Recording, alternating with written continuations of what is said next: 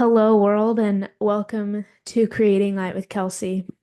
Ooh, oh my goodness. I'm gonna let you in on what's immediately happening for me right now. I am feeling emotional. I'm feeling many parts of self with me in this moment.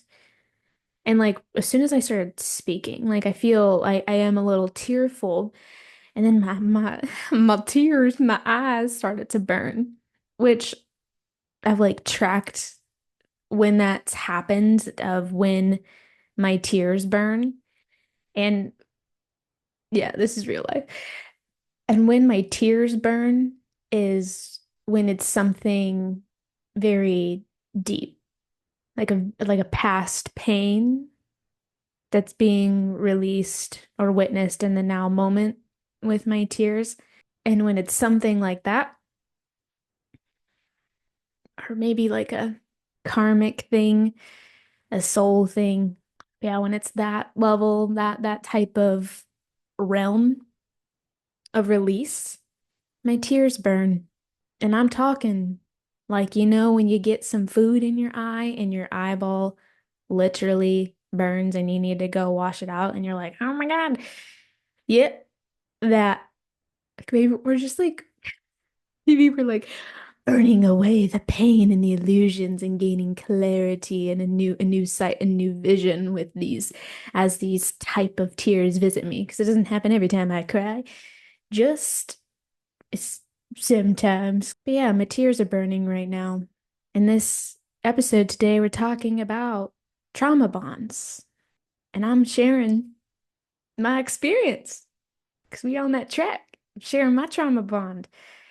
I wonder if that's something as a collective we all experience at least one time in our life that we get ourselves into a trauma bond or how it naturally happens, at least once for whatever reason. It's a random curiosity thought that popped into my brain just now. This this part also welcome. Hi again. Welcome to part 5. So if you're the one that's like listening chronologically to this story to connect the dots and the puzzle pieces on this lovely, lovely journey, this is part 5. You don't have to, if you're just a random listener tuning in just to this episode, that's also okay. You don't have to have listened chronologically, but for the people that are following the journey, this is part 5. This is the part that I haven't shared yet. And the reason why, and I forget about this because I was like, even today or when I was planning this episode out, I was like, man, why didn't we just hiding as to why we weren't telling this part of the story? But then I'm reminded of, I mean, yes, in a way, but also it was out of safety because when I was first launching the podcast and doing all these episodes, all these weekly episodes 4 years ago and sharing my darkness, I was still living with the person that I'm going to be talking about today. So it was not safe to reveal this part of my story because what if they overheard me talking about it? Or what if they also happened, what if they looked up looking on the I mean, they knew that I was creating a podcast. So then what if they listened? Or what if they overheard me when I was recording? It wasn't safe at the time to release it. I was on my way out, but I was still in that bridge, in that limbo of physically sharing space. And so in 2021, that's why this was not spoken of yet. And then in 2022, when I had taken all the episodes down, that is a whole other story. We'll get there eventually. But I got something happened. I made a mistake. I got really spiritually and authenticity wise out of alignment, like got whacked. And then also other things were happening. And And yeah, so out of shame and then that was like straight up hiding, like wanting to hide and not be seen, I took it all down. And then I was in this weird space in 2023 of trying to show up on the podcast, knowing that this is something that I'm meant to do. But I wasn't understanding why it was so hard to release episodes. And it was because the reason why I'm meant to be here is to share my story. If I'm just talking about stuff without sharing my story and being transparent in every step of the way, then I'm missing the plot of what I meant here to do. What I meant here, that made sense. So 2023 was figuring that out. I was in a lost period of finding my way back from when I had stepped off the path of stepped out of alignment in 2022. 2023 was like that was just something spiritually speaking. And then 2024, I would say that was actually we're like stepping back into it because now it's the end of 2024 and here we are coming back into our truth and our alignment. So, yeah, this hasn't had the opportunity to be seen yet because of all the other things that were happening. But this part of my story and my journey is such a big part of what made me who I am today. And so it deserves to be seen. It deserves to be witnessed. It deserves to be heard. And in this moment, I'm not ashamed of it. A lot of it was fear more than shame, fear of putting this out here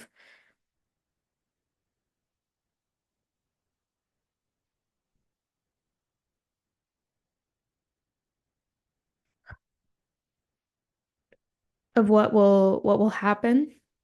Will this person now, because now there's been time and space of 4 years, now will they have access to it? Will they come across it? I don't know. But I do know that I am safe now to speak and I am safe to share this, and this part deserves to be seen. And it's not a fucking coincidence because it never is. There's no such thing as coincidences in my in my opinion and what a lot of spiritual people will believe as well. Because we've been on this track, right?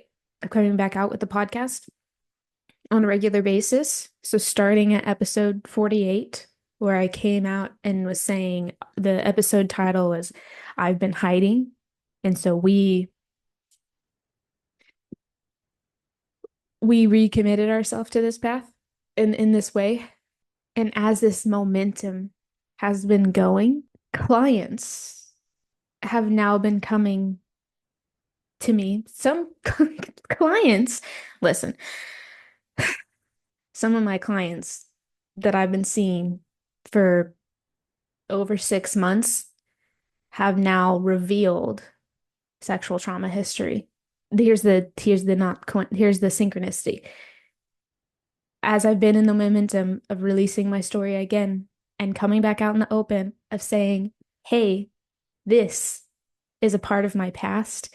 This is what brought me to the darkness and to the healing journey and to where I am today to understand this path and to be able to help others now because of it. As I've been fully opening myself up again, then clients reveal that and then clients are now coming to me, new clients with that history. When since 2022, when I told you I had that out of alignment moment, clients started to fall off. I was instructed by spirit to let that go. Rightfully so, if I'm not in integrity anymore. Um, but then some of the clients that I did have and we still had a cultivating therapeutic relationship, we stopped talking about their sexual trauma. That stopped coming up in session. And then the jobs that I had in between during this time, that period of 2022 to now, I was getting into job one. I tried to just like let go of this whole title and responsibility completely. So then I'm not even in the realm of it. So there's that.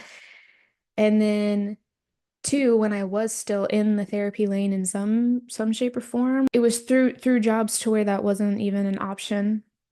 It was very short-term care.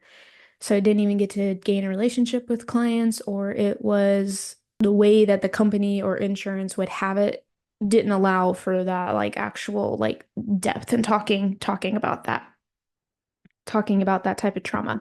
Or it's so like CBT focused. I'm like, this is not helpful for trauma.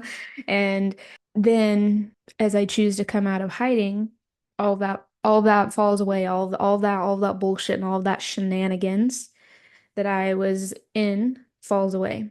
And then it opens back up of I'm contracting out of a private practice. Clients are coming to me and I have it on there, have it on my bio. It's like this is my top specialty is sexual trauma, PTSD, all that. Then people are coming to me with that.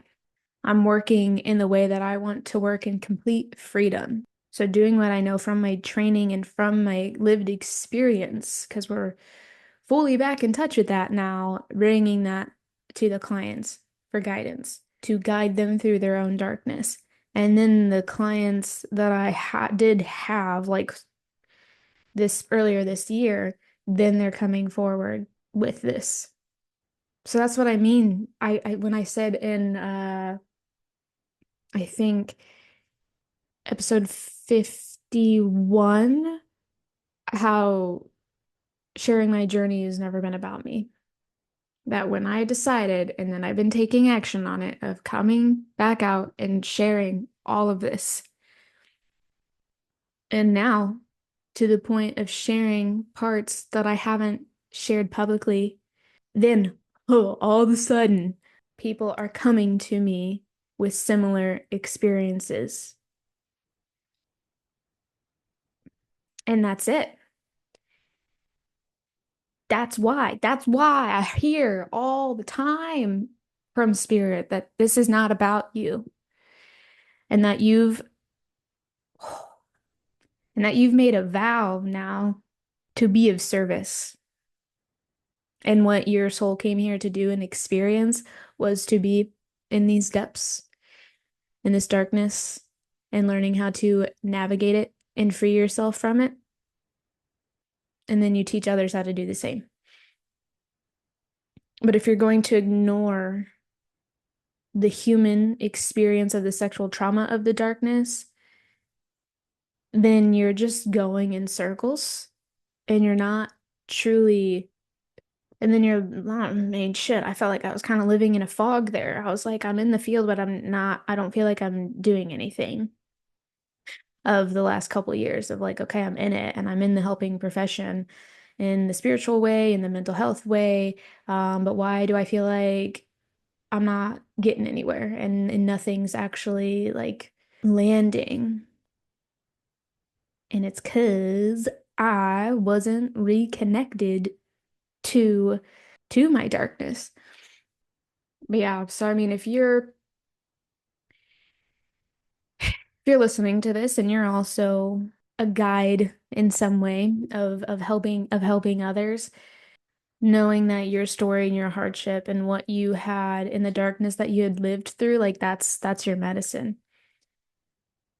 And if you hide that away, then you're not ever going to be in your truth of how you are meant to guide people. And damn, did we ever really learn that lesson? That was like a long 3 years of coming back to where I'm at now. Yeah, like all 2022, 2023, and we're at the end of 2024. Like that's almost a full 3 years. That's fucking wild. And career wise, the last 3 years has been absolute shit. Because also, if you're on this path of being this guide and an entrepreneur, how you do one thing is how you do everything, and everything's going to be a mirror of where you're at and who you are reflecting back to you of like if shit ain't working or you're ignoring your shadows and your darkness, it's not going to work. It's not going to work out. It just isn't. You can try, because damn, I tried. We tried. We tried a lot of different things, a lot of different ways, and it always crumbled. I was like, what the fuck, man? And until now. Till now, we're coming back. We are here. That's also a testament. One, yeah, trust everyone's journey because I think obviously that was something that I was meant to go through and let people mess up and learn from their mistakes and um trust that this is part of their path. But now that we're like we get back on here, then things are aligning and working out in the ways that I was trying to have it be a few years ago. Anyway, I feel like I'm diverging, not consciously trying to avoid this this topic and the rest of this episode, but I did really want to come on here and say that that's not a coincidence, and I needed to share that of like I made a vow as a guide to be of service and for liberation. Then that means I'm not here living for my ego. I'm not here living for my human self because my ego doesn't want this to be out here. She don't. I don't even want to be sitting here right now on the human realm of things. I'd rather not. But it's not about me. And when I've been leaning into that of like this is not about me, that my message is for some reason is meant to be out there in the world. And it's not even about being like seen and known and my podcast having all of these downloads. It's just this simple act that I'm showing up for service of others. And because of that, because I don't have a lot of downloads on the podcast, let's be real, okay? But because I'm doing this, it's the energy, it's the ripple effect, it's the conviction and the devotion as to what I'm here to do and to be in service of others and for their liberation. Then now the clients are coming to me. And then now the clients, the ones that I've already had are now revealing shit that I didn't even know about them. Like, are you like okay. And that's like if you think you can hide. When I was hiding, I thought I could hide, but I wasn't actually hiding because my clients unconsciously sniffed that out and that they didn't reveal what they assuming I don't whatever that they really need help from, but they didn't tell me about it because I wasn't in position to actually hold that if I was hiding from myself. And then they don't even know that this exists. I stop hiding and I come out, then they come forward. That you can't make that shit up. So that's why I gotta be here, and that's why I gotta keep going.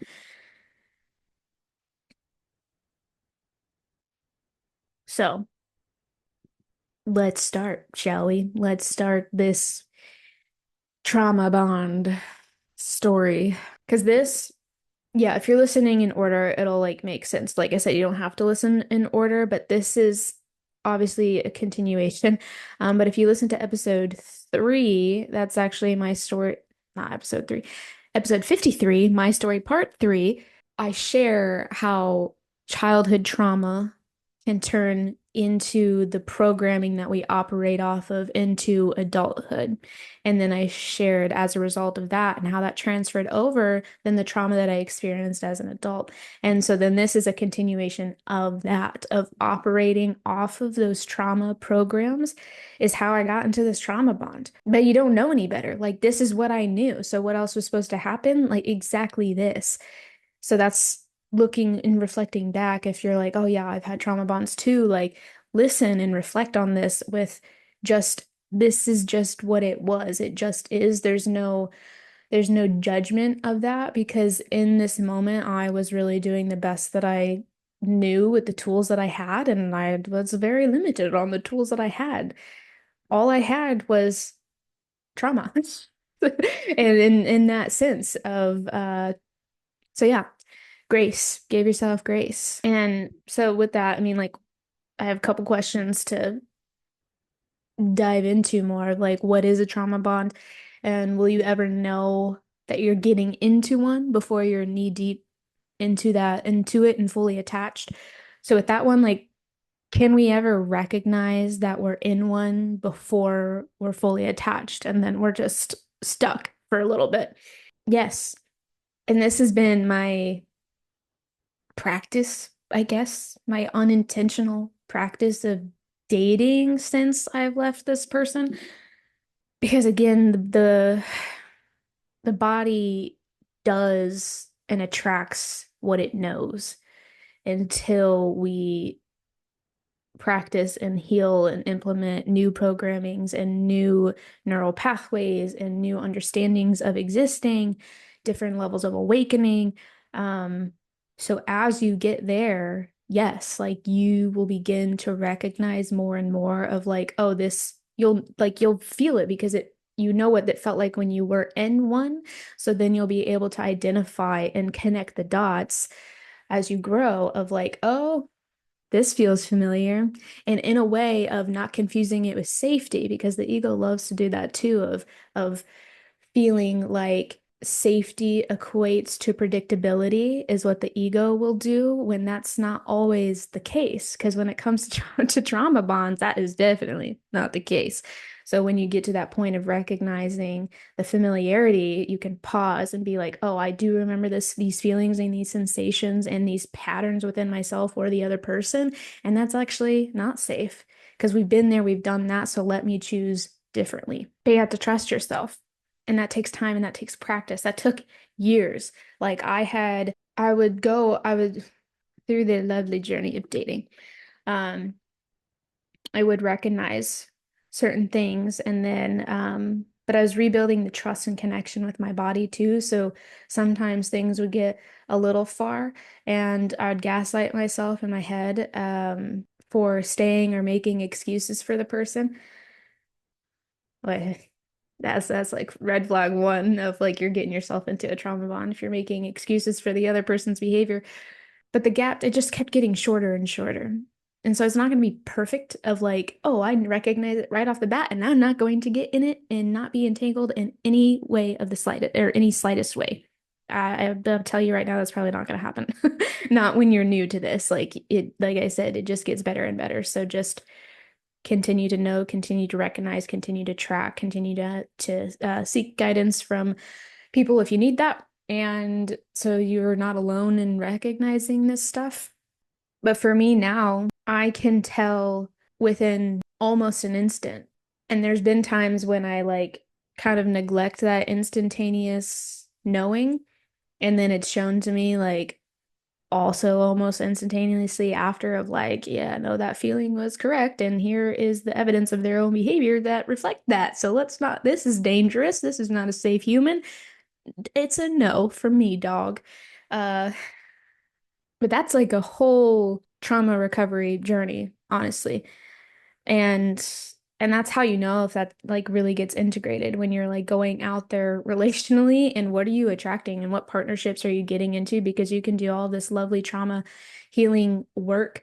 But then if you're looking at your relationships and they still mimic trauma, you've got more work to do. But it is possible. So then into the actual definition of what is a trauma bond. I have my own definition of this. Maybe it's not my own. I don't know, let me just like watch myself of what I've noticed in my own experience. But like the traditional mental health definition of trauma bond is like it's in a cycle of abuse and then affection. So it's like abuse happens and then affection happens, or like a or the illusion of love or positive reinforcement, and then we're back to abuse, and then we're just like in this cycle, and then it's the dynamic of perpetrator and victim instead of partnership, and it's playing out repeatedly. Um, And it's usually based off of childhood wounds of how you get there, because it's what you know in childhood or what you witnessed in childhood or what you thought that's what a relationship was. And then it repeats in your waking life and in your own adult relationships. Again, that's what where that transfer comes over of childhood trauma can create the programming that you are operating off of and then can turn into hardships and other trauma that you experience as an adult. And so for my case in this relationship, it did, it fit the traditional technical, clinical, whatever term of trauma bond like a glove. I was like, God damn. And I can still struggle calling this an abusive relationship. Then when I look at stuff like this, I'm just like, oh shit, that's uncomfortable.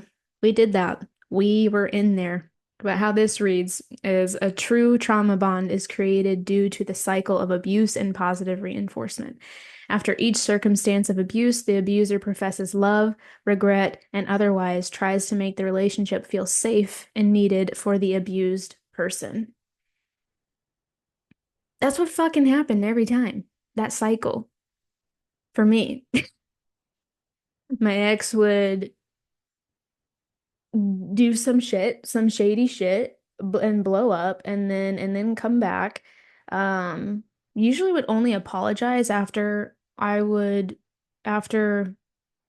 me just like crying and sobbing or being like, why are you even doing this? Um, then he would come back and apologize and show regret, and then me like sitting and we're having these long conversations of understanding of how this is hurtful and blah blah blah.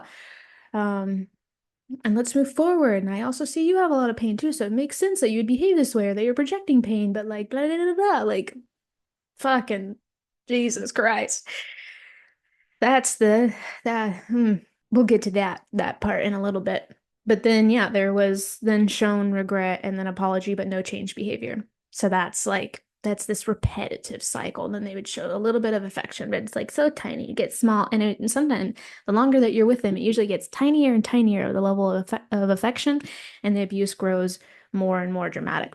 And then that's how you get attached, and that's how you get stuck in unsafe situations, and then it becomes unsafe to leave because the abuse has grown so much that the path and the doorway out, the space has grown. So it's like as the attachment grows and as the abuse grows, the length and the space to freedom also grows. Not impossible, but it just takes longer to do it. So that's why when people will be like, "Oh, why don't you just leave?" It's not that simple. There's a lot more steps that come into play depending on how severe the abuse is. Because we're talking about a human's livelihood and safety, and especially if children are involved, it's not also just about them of leaving. It's got to be strategic. Yeah, so the cycle of reward and punishment is that like definition of a trauma bond. Because it's not love. It's not love, it's not true affection. And that was kind of the thing that I would like see, but I was just so wrapped up in it. Um, like he would say, like, I love you, right? I'm like, this is not love. This is not love. But here's another quote. A trauma bonded victim often confuses the craving for positive feelings of love with genuine love, emotional support, and safety. This confusion allows for the trauma bond to strengthen within the abusive cycle, and then their fixation on the positive moments blinds them or makes them willing to tolerate the abuse, often minimizing its significance. Which is like literally what I just said of like, I knew that. Like I would see, I'm like, this is not love, but then I would minimize it and then stay because there was that seemingly, I do believe at certain points, like there was this regret and remorse, but then there wasn't changed behavior. So that's where it's like, in any type of relational dynamic, because I believe repair is possible. For everything. That's a radical belief. That's a radical belief that gets tested, mind you. And this is one of those moments. And I think, and that's where it also got me stuck a little bit is that I did believe it stuff could be repaired. And I wasn't viewing him as this horrible human, because that's not what I knew he wasn't that at his core. Uh, but even still, if behavior isn't being changed and because of that you're still being harmed, that's when you remove yourself and you love yourself at a distance. And that type of behavior is shown very early on.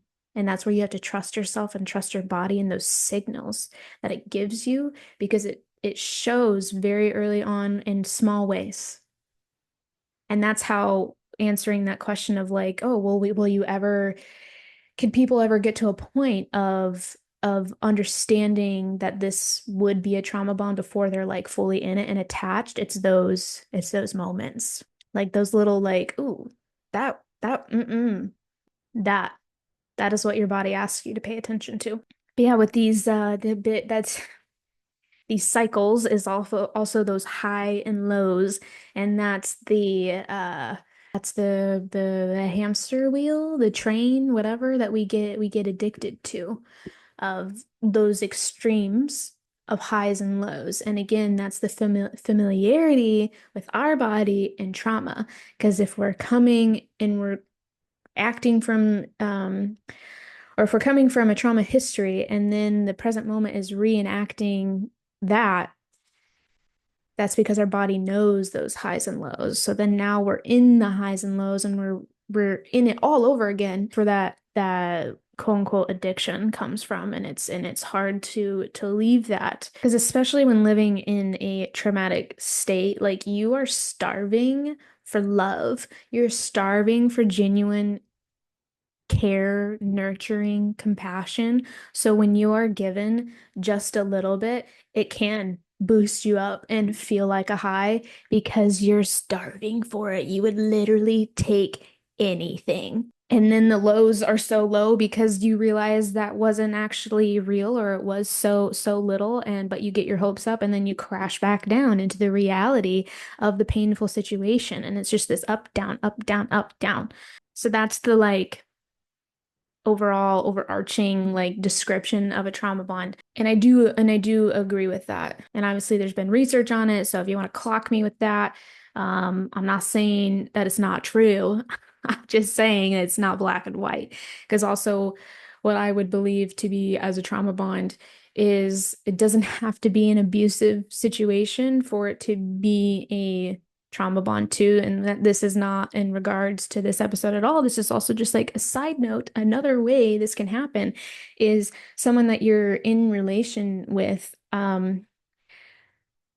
but you most likely are unconscious to it, but you're filling each other's voids, and it can be on the realm of codependency. Um, which I believe is like the lane of a trauma bond as well. It's just like not as severe, obviously, because it's not abuse, but you and this person are in relation together and you're filling voids.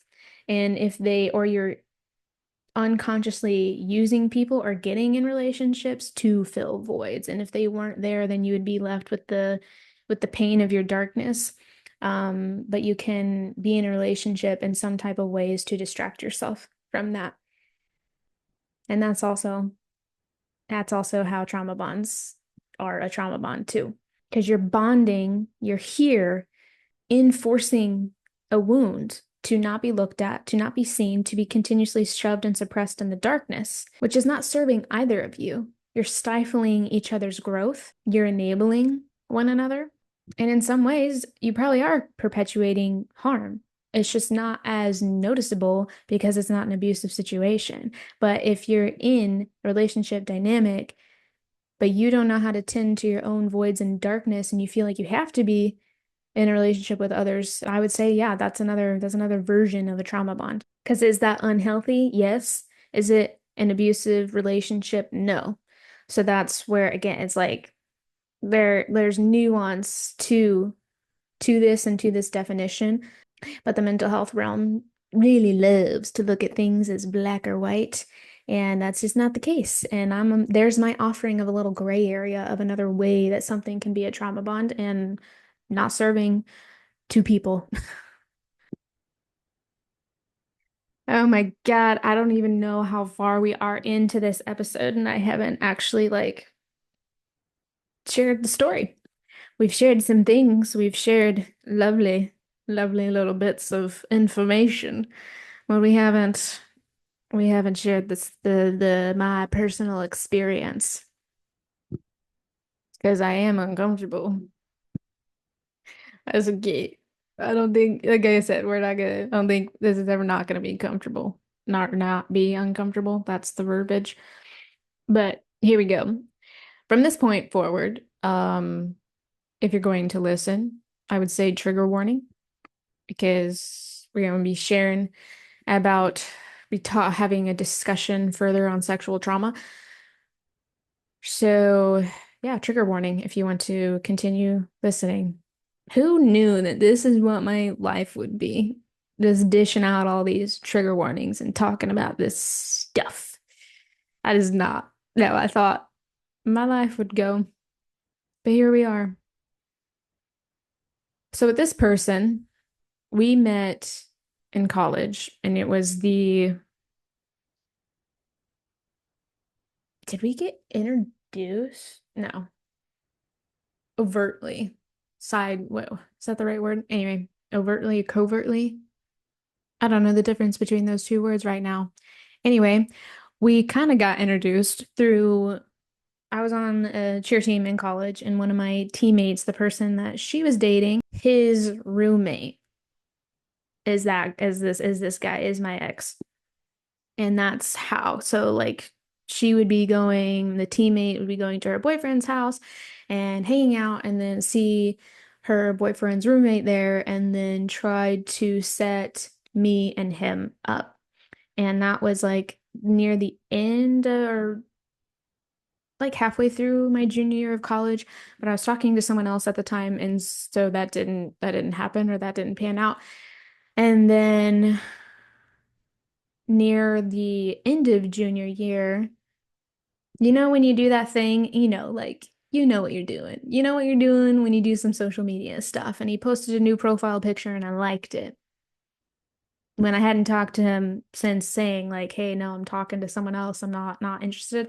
And then that obviously opened the door. So like he knew what I knew, or he knew what I was doing, and I knew what I was doing by liking the profile picture. And so then he slid into my messages and we started talking from there. And he wanted to meet up in person before summer had started, because then we weren't gonna be able to, then it'd be a whole summer of actually like, whatever.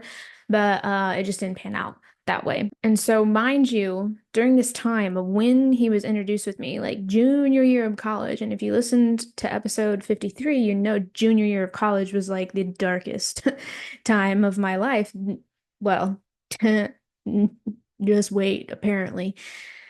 But junior year is when I experienced four sexual traumas from four different men. And then this person is like creeping into my field. So then we actually didn't meet until the beginning of our senior year of college. So this is the first person that I'm talking to after have surviving four sexual traumas. I Hindsight's 2020. I was not in a position to be talking to anyone romantically in that way. I fucking needed help, but I didn't know anything. I was 21 at the time. Family had never talked about emotions, hardships, therapy, nothing. So that was never on the table. So I wasn't even on my field as far as like doing something like that, or feeling like I needed to do something like that. And I hadn't, that was still in the realm of like, I wasn't in touch with my emotions. I didn't know what that meant. I didn't know how to feel my feelings. That didn't come into play until I was like 24 or whatever. So again, I'm, I'm straight up operating off of childhood programming. I'm operating off of trauma programming and fresh trauma programming from the previous year. So we start talking that semester, and the first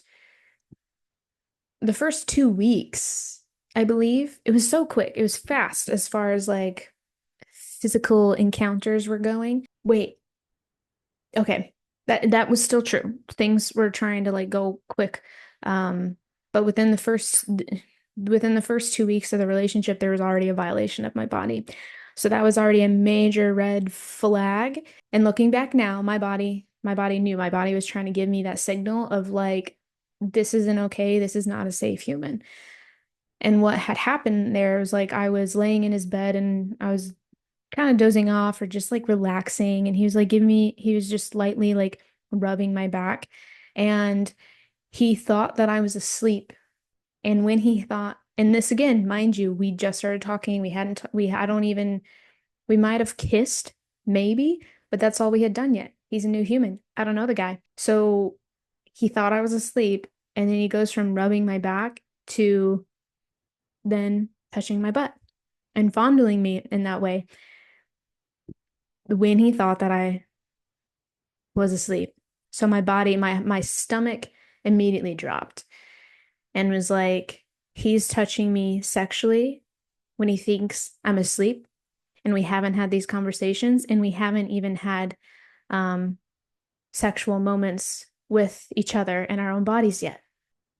Obviously, that's not okay, and that's a violation, and that's assault. But I froze. I was like, I'm gonna pretend that I am asleep and just lay here. And I never said anything. I never called it out. And shortly after, things start to progress. And then we're in the moment. This is why we give trigger warnings. From there, like that already told me of like, okay, this person isn't connected to the way of showing respect and care for other people's bodies. And then the sad reality is that's all I knew. So of course I didn't do anything afterwards. I didn't know what to do. I didn't even know what to say or what to speak out or, because that is what my body knew. And also remember back in the episode 49 of my story part one of when I was speaking about the fifth grade stuff is the programming from there of the feedback that I got when I was trying to speak up when the boys were sexually harassing me of but I didn't have the words for that. I was just saying, "Hey, I'm being bullied." And then the feedback that I got from adults was, "Oh, if boys are being mean to you, it just means that they like you." That is the continuation of this whole fucking process. And that's why these little seeds that we implant into people actually do matter. And we need to check ourselves on what we're saying, what we're instilling, and or the lack of talking and communication about sex and sexuality that also has its repercussions because that was also what was here in this present moment of my parents didn't talk to me about sex and sexuality, so I was just going blind and going off of what I knew. And then what did I know? I had a trauma history. And the tricky thing about this too is this would have been the like second actual relationship that I was getting into because my first boyfriend we dated in high school and into college, and then I was single and then had those traumas and then met this human. That first relationship was not like this at all. So it just goes to show of meeting someone directly after those four sexual traumas and that mirroring of it continuing to happen. Like that's how we're operating off the trauma programs immediately. But doesn't always have to happen like that because or doesn't it mean that if you have trauma, you're only ever going to have that? Because my first boyfriend was not like this at all. So there's also that caveat of like it's not through and through. And also this is not a black and white situation. And I breezed past the other like first sexual experience that we are having. Um it and I want to bring that to light because this is also important to know and bringing that topic of consent to the forefront and continuing to have this conversation because I know I'm not alone in this type of situation and I know that this still happens and that's why it's just like oh But again, why it's so important to talk about it and that this continues to happen because it's in the dark and light is not shed on it. So from that, obviously the first thing was already a violation of my body. And then I stayed, and then when we were getting sexual, things were going fast, but there was no words and no checking in, no talking. It was just continuous advancements. And if there's no talking or communication, you don't like that just leaves all the room for harm to be taking place when it's a brand new human to you. Like you literally have to have these conversations and check in because you don't know the person. You can't just assume that a kiss leads into this, leads into that, and then we're having sex. You can't. You gotta talk. You gotta check in because you don't know their body, you don't know their cues, like all of that. So that is not what was happening. And also for me, like I wasn't used to using my voice or speaking up. So I just was already falling into that fawning programming of just going with the motions of sex because again, that's what my body knew of not instead of being like, do I even want to do this right now? Like we just keep going and like, oh, what's about to happen? I don't know what's happening right now. But then I paused because then it was about to happen and I asked if he had a condom and then he said no. And then my body had like this full relief of like, thank God. And then I just was like, no. But then when I talked about it later, I brought it up the next day and was like, hey, like that was what we didn't talk or I didn't like that. Just things were going like what was, and then his response is like, I was like, why didn't you stop it or check in or even communicate? And his response was like, oh, well, I'm a guy, so I'm not gonna stop anything if it's gonna be going sexually. I don't know the last thing of the phrase that he said. I don't remember that part, but I do remember him saying, oh, well, I'm a guy and I'm not, so if something's happening, I'm not gonna stop it. And again, I was like, oh,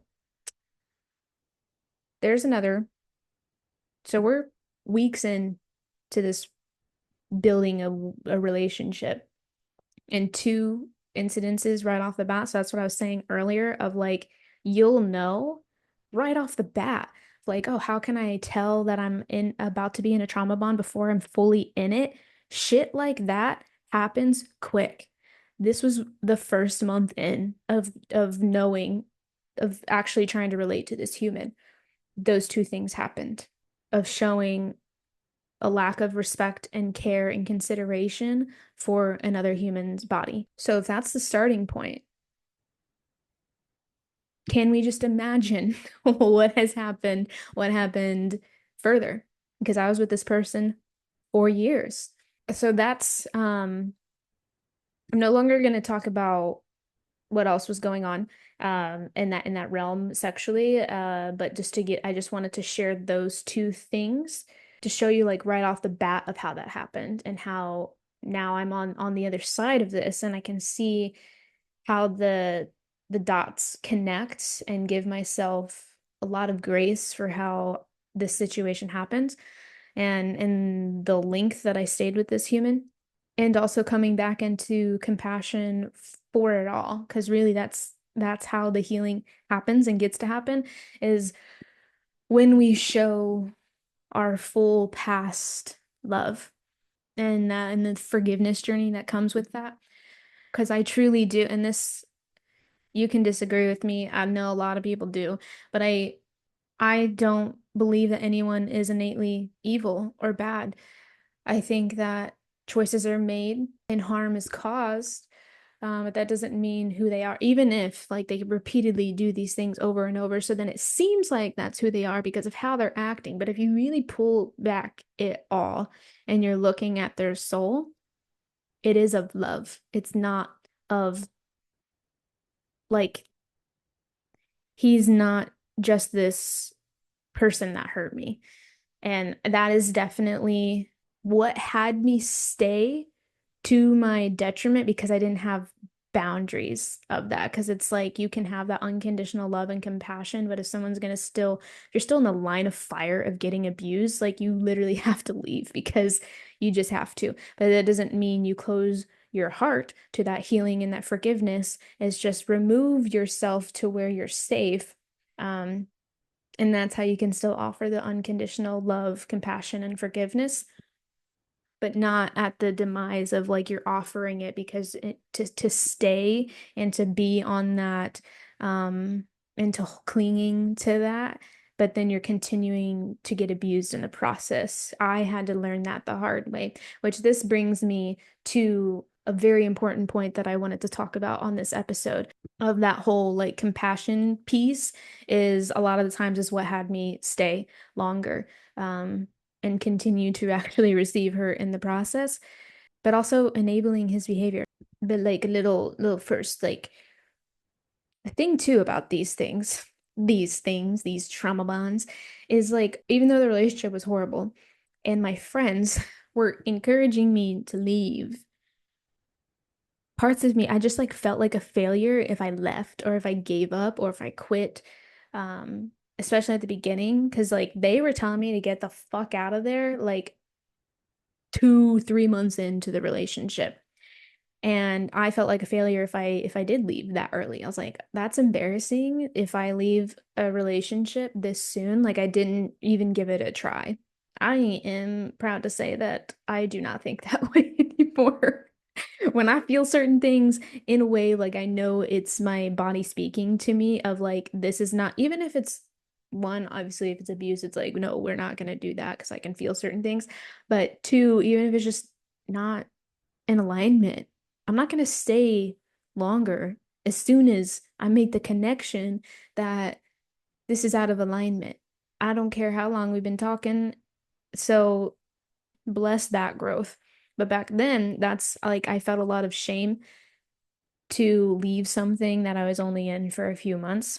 So even though all my friends were like, get out, and then my body, all the signals that my body was giving me that to leave the relationship too was ignored. Like, and I could feel it. It was so weird. It's not weird, but it's weird to think back now of like I did feel it. I did notice it. I just ignored it because I didn't trust my body. And I wasn't in full connection of my body because of previous sexual traumas, because that disconnects you from your body. So, how can you be in your body, in your quote unquote right mind to make decisions? You can't because you're disconnected. And that's why it's so scary. Like, when if people aren't out here, and don't have the like resources to heal from trauma, then we're constantly living in this disconnected state and like and yeah, I mean just look at the world we live in, the different sides of it, I guess, because it's not the whole world, obviously. Yeah, I just didn't trust my body and its signals, and I didn't, like I said, I didn't even know what that meant back then.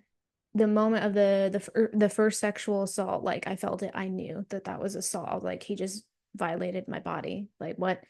And then the same thing of when we had almost had sex for the first time, of his response to that of like, well, I'm a guy, I'm not gonna stop it. Okay. And felt that. And then the moment when we were laying in bed, I could feel I'd again, I also didn't know what intuition or what all that was, or the like the clairaudience. I almost said it's true though. It was the voices in your head, the clairaudience. The clairaudience don't come for me. Or if you can come for me, but nothing's gonna happen. But I like heard and I knew like he's about to ask you to be your girlfriend. And my stomach dropped. And then 2 minutes later, he asked me to be his girlfriend. And I didn't want to be, but I did. And I said yes. And then same thing the first time that he told me that he loved me, same exact clairaudience thing and stomach dropping thing of like he's about to tell you that he loves you. And then my stomach dropped and then he said it and I couldn't say it back because it wasn't true. And then I did, and then I took it back, and then that was a whole lovely fight. Um, and then I just continued to say it out of, yeah, I don't know. But all these moments that my body knew, and my body was giving me signals to leave or that this was not safe so many times. Like I knew that it didn't feel good when those things happened. Um, And especially the like, he's about to ask you to be your girlfriend. He's about to say that you love you. It's like, ugh. Your body, I don't like saying should, but like, here's a should.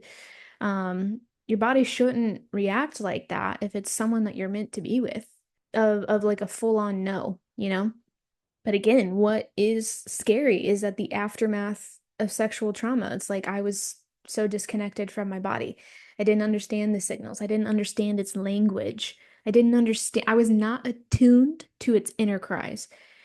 And that's why this work and this journey in facing the self in the darkness and reconnecting to your body, and especially doing that with somatic, because somatic work, the word somatic is of the body, is so important because you learn how to speak the language of your own body. You learn how to be connected and stay connected and recognize when you get disconnected and recognize when you get attached to things that are outside of you.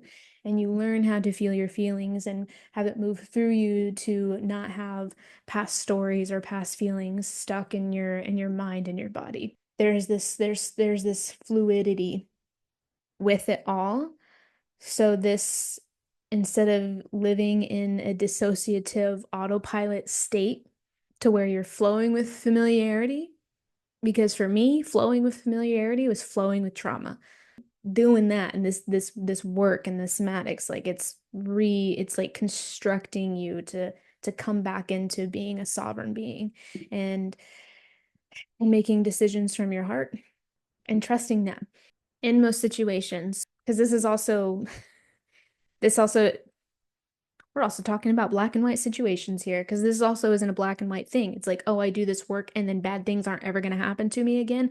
No, I can't promise you that either because that I don't like, we live in a consequential karmic world. So that is also not a guaranteed. And I'm sorry to break it to you in that sense of like, oh, if I do all of this work, then nothing bad is ever going to happen to me again. I don't know. I can't say that because one, I used to fucking believe that, and then something happened again, and I that was a whole existential crisis of like, what have I done? Did I? What have I? What I am I? If it was a whole thing of like, have I not done enough healing work to no longer have these experiences? Like, what the fuck? So don't get in that trap of like, oh, I do all this work, therefore trauma will never happen again to me. No, but you do all this work to be reconnected to your body, then it's not your way of life. Like you can't say nothing bad will ever happen. Not bad, ugh. You can't say other traumatic. I say not bad, ugh, because that's a slip of old programming there. Nothing is bad or good, it just is. But as far as trauma, um, we can't control that. As far as okay, I need to pause. I had to pause. I needed to pause because I need to be very clear in how in saying this because it's important and it's a hard truth that just because you do this healing work doesn't mean that you'll never experience trauma and hardship again. That's not why we heal. Why we heal is to be able to be in relationship with it and flow with it and not be attached to it so it can come and it can go and we can keep living our life fully free from that. That is why we do the work. We don't do the work to be healed, liberated, as in a fixed word or statement. It's about the journey, which I'm pretty sure I've fucking talked about at the beginning of this episode. So one, if you have been on this path for a while, and then you've experienced trauma again, that's not a clock to your worth or something that you deserved because you behaved a certain way or whatever. That's the caveat. It doesn't mean like there's no rhyme or reason behind trauma as far as it being in a correlation to your worth and who you are as a human. And doing the work doesn't also mean you're immune to this stuff. But what this can do and what this can offer as far as relationship wise, and what I'm talking about in trauma bonds, because that is something that is built over time and decisions. So what healing and connecting to your body and gaining relationship with its language can do for you is having you recognize and understand the signs and the patterns and listen to your body as it happens when you're meeting humans. So you can know and discern this is a safe human for me right now at this point in my life and my journey. And you can say yes or no to that clearly. Instead of like what had happened with me was I am just on autopilot. And I got into this contractual thing where I am continuously perpetuating my own trauma that I experienced in childhood. And it wasn't until I started the healing path that I could see that and then choose something differently. And that's where that power comes in. So that's why it is scary, this scary aftermath. And for me in my situation of after sexual trauma, and I'm so disconnected from the body that I didn't know how to speak its language to when it was telling me to get out of a relationship before it had even started. And then now because I have these tools, I have that discernment to choose differently to the best of my ability in this now moment. And that's what I was saying also earlier of like it's a practice and it gets better and better. And it doesn't get better until you practice and you're continually relating with people. And instead of if you're just in this bubble and you don't ever talk or speak to anyone again after trauma, like that's not integrated healing either. Oh man, how are we doing, fam? I'm getting back to that compassion point, but like this episode has a mind of its own. And also, probably the unconscious mind diverting things every now and then as well. And we just flow with that. We welcome it all. But we're on a journey. If you need to pause, pause. Move your body, shake it out, have a little dance. Please do that. Especially after this is done. When you listen to these things, that is always the invitation. Invitation is to dance and have this energy flow through you like it came into you through the mind as you're listening, and then finish the motion by moving your body and continuing with your day. So coming back to the compassion point, and what I'm was also very important, potent point that I want to share here is for me, like how I was saying that I had stayed, what had me stay way longer beyond the trauma bond itself and that attachment was the compassion of like I saw him beyond the pain and the harm that he was causing. But I was doing that in complete ignorance of my own pain in my own body and my own human self. And so that is where it's harmful all around.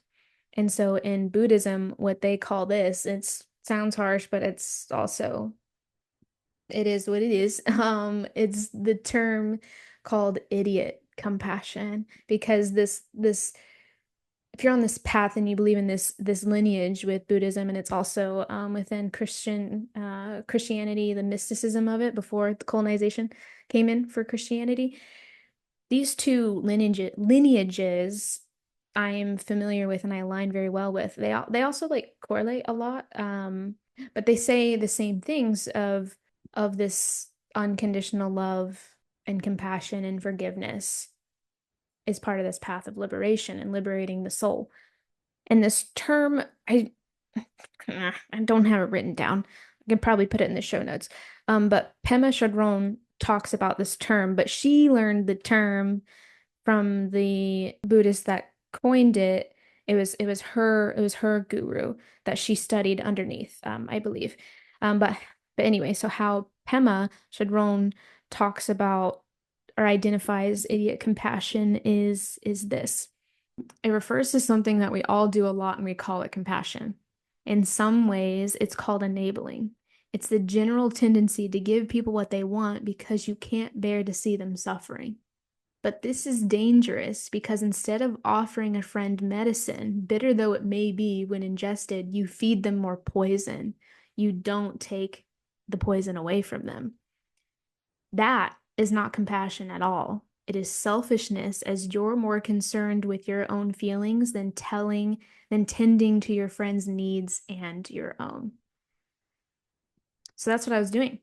So Pema said like this idiot compassion can also be called enabling, and what I also see it as is people pleasing. By staying and by not fully confronting and standing up like every single time harm was caused or the way that he would react to things.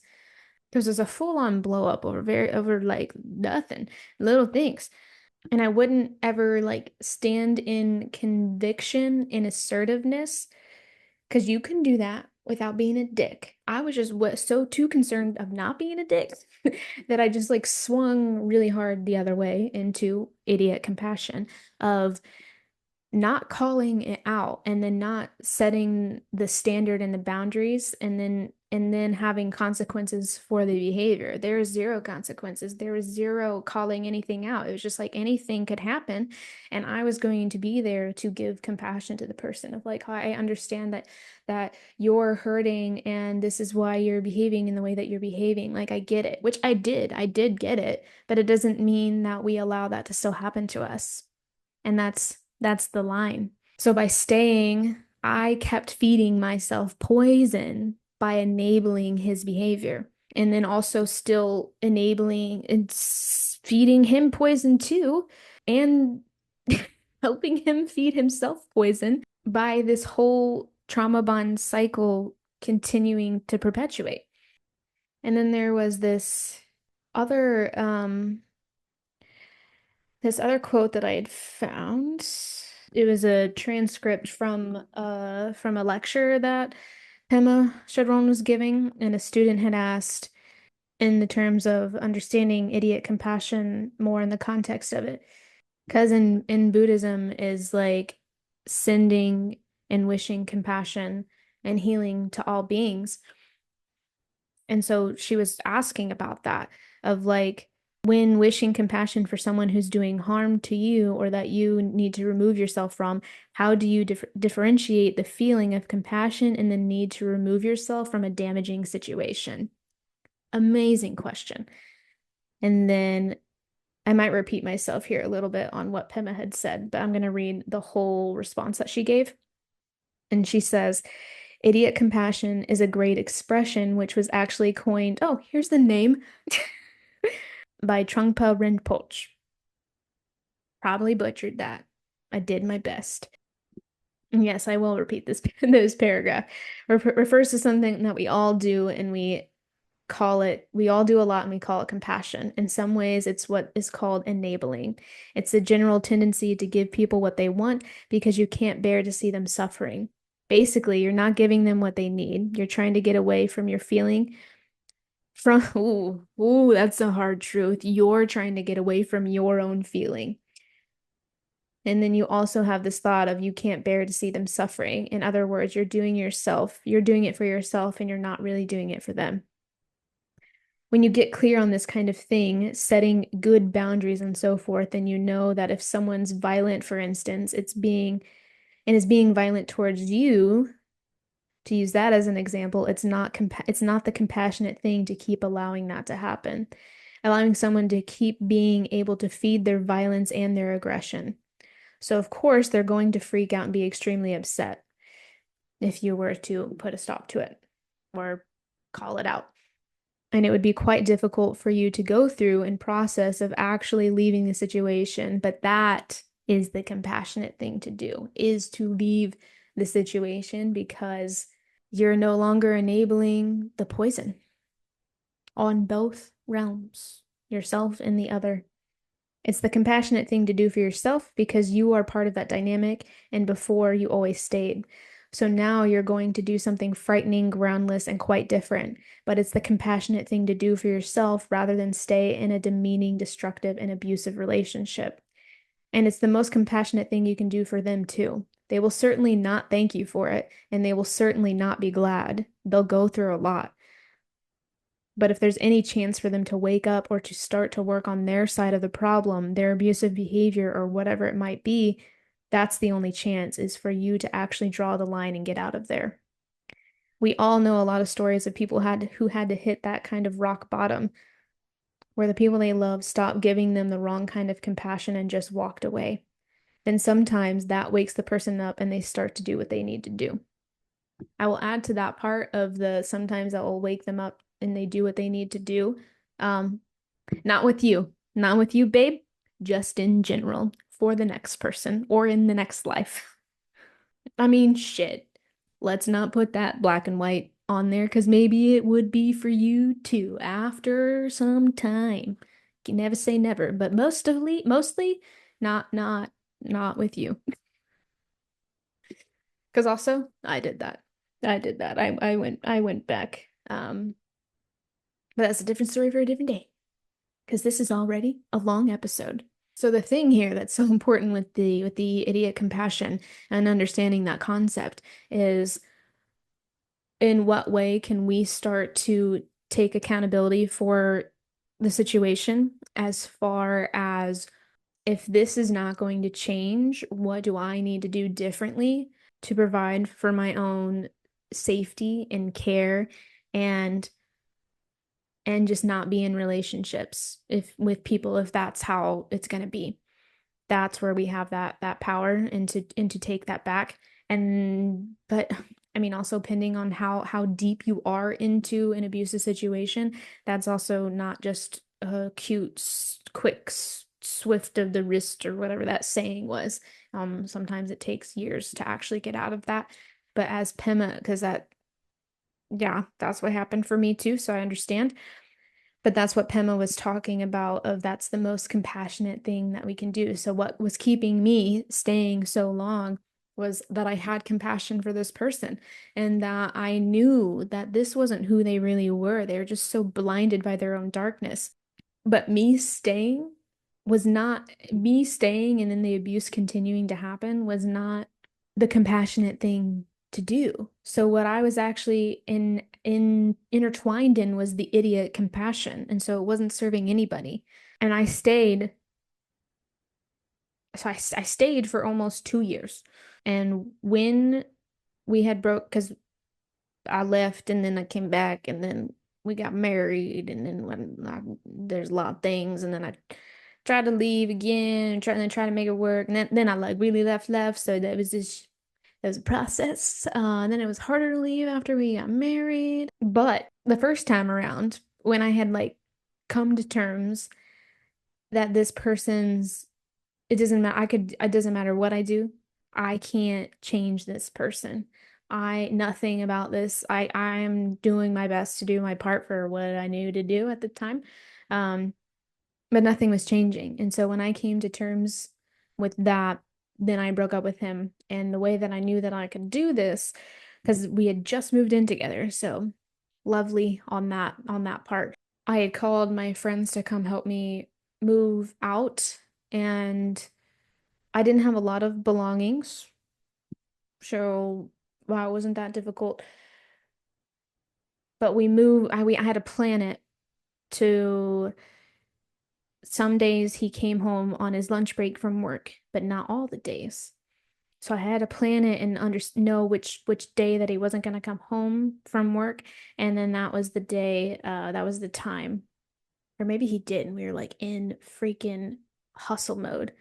He came home for lunch, and then I called my friends, and we packed up my shit, and everything was gone. And then I waited for him to come back, and I already had a plan of where I was going to go, where I needed to be. Everything was already set up. And I'd already talked to my job of like, hey, I actually need a different position because I'm leaving a hurtful relationship and I'm going to be needing more income. Or did that come later? Anyway, I had a plan and I was executing on the plan. That's also, if you have to like plan how to leave a relationship, you're not in a safe relationship. If you can't just like leave and have a conversation with the person in front of you and saying like, hey, this isn't working anymore, that is also major, major red flags. But when he came home from work and then he saw what was going on, and then I said that I'm breaking up with you. And then, oh my God, I'm gonna do all these things. I'm gonna be so different. Or let's actually work it out. I'm like, too little, too late. But one thing that he said to me that stuck, and that's what really like that was one blossoming of awakening of like, what the fuck? How how did I get here and how can I do things to like not repeat this? Starting awareness. But he said, one of the last things he said to me at that time was, I thought that I could do whatever I wanted because I never thought that you would leave me.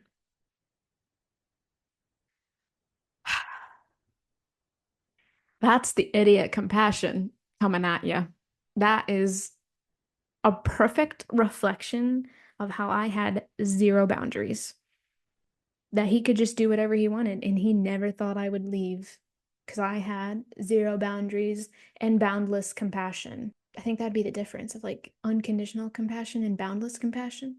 And I've learned now that unconditional love and unconditional compassion doesn't mean unconditional boundaries. There's a difference. But yeah, that's where I'm going to end it for today. There's some other things and other details that I was going to say, but like that's enough. That's enough. We'll get to that more because this is an ongoing thing, obviously. Yeah, this ended. We're ending this at the first breakup. So we were together for almost 2 years. Then I break up with him. And then I go to grad school. And that's this whole thing of from last week's episode, I talked about the healing journey starting. It's because I ended this relationship and then I just started grad school, and all these things and all these flashbacks and all this was just like coming rushing to the surface. And because there was this space to actually face some of it now because I wasn't in a traumatic situation anymore. So then my psyche was like, all right, get to work, babe, because there's a lot here. And you created the space to look at it. So here you go. Yeah. Like all my shit was in my car. Some of my stuff was stored at my friend's garage, and then I was crashing at my other friend's house, taking showers at the gym, eating at work. I worked at a daycare at the time, so like they gave me food. The food that they gave the kids is what I was able to eat. And yeah, and then grad school started, and then then the journey began. But it wasn't linear and it's messy as fuck. And I obviously went back and it's still shit went down. And this, so going back to the whole like, oh, enjoy the journey. Yeah, I know that's a fucking hard pill to swallow and statement to like actually conceptualize of like, what do you mean that this path is about enjoying the journey and not just the destination of being healed? Because when you're in the mess of it, like that actual mess of it, of where I'm at and telling you in my story, yeah, I would have rather have been other places. But also, in that exact moment of when I was like doing the whole living out of the car like situation, I was actually pretty grateful to not be in that relationship anymore. So, paradox on that statement. And that was in when did that happen? So that was from 2015 to 2017 is that time period what I had just shared with you all. But thank you for listening. Thank you for being here. Thank you for witnessing me. This, dang, we're opening new doors because this is the stuff that I haven't talked about yet publicly. So this is big. This is big. If you need any support and any resources, I have free resources for you in the show notes. If you're wanting to do like try a full like somatic class, do that now if you've listened to this. But yeah, care for yourself in some way after listening to this episode. Tough topics. Like this is what I always tell my clients of like, oh, after we do a hard thing or we're facing ourselves, then we couple it with a way like, how can we fill ourselves back up? Like after we just emptied ourselves, how can we fill ourselves back up? And we do that. And that's what makes this path maintainable, of how we can continue to build resilience and being with discomfort and flow with it, is because we're also in flow of nurturing ourselves and filling ourselves back up. Because if we're only ever doing hard things, then we run on empty and then we get burnt out and we can't do it anymore. So please do something to fill yourself back up after listening to this episode.